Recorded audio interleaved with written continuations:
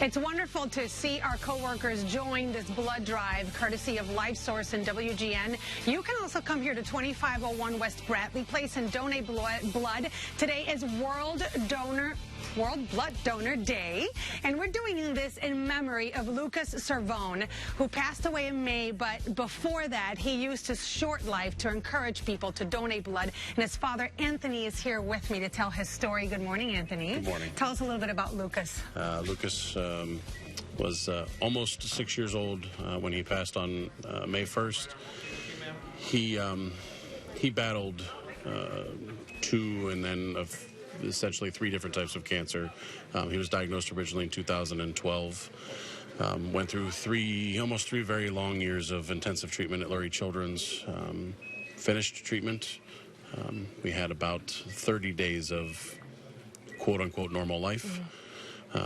And then he didn't relapse, but he was re-diagnosed with a whole different type of cancer. This time it was T-cell. And then that's when LifeSource came into our lives. How so? We had to start discussions of a stem cell transplant. It was going to be the only way. We couldn't keep giving him chemo only to beat this, so we had to start finding a donor. And it was a little difficult because my wife is Hispanic, I'm Caucasian, and finding that right mix is hard. It's and fortunately we were able to find a donor. We went through everything. He had a very rough time in November and December of 2015, but then he came out and things were all right, and then They were not. They were not.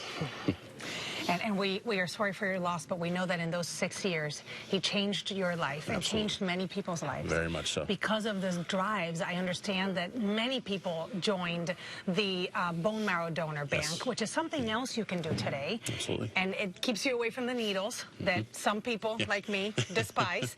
And it's very quick, and it can change and save somebody's life. 100%, 100%. You only have to do a simple swab in your mouth. There's no needles. There's nothing. It's that simple. It's that fast, and then you might get the call to save someone's life. I did it in the middle of the street. You guys had some kind of kiosk at Oktoberfest, and it was that simple. And it's just wonderful to have you here. Eva is with LifeSource. If people want to donate, what do they have to do first? All they need to do is make sure they've had a meal and that they've hydrated, they've had lots of fluids to drink. They can come over here. We do a mini physical. We get that through that, put you in a chair. It's about 45 minutes total.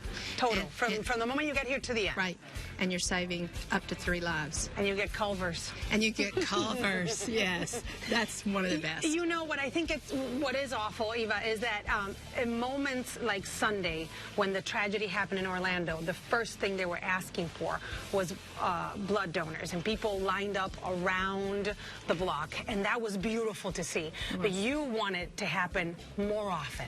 We do. I mean, we always need blood when there's tragedies, and people turn out. But what they don't realize is that there are hundreds, thousands of children like Lucas who need blood every single day.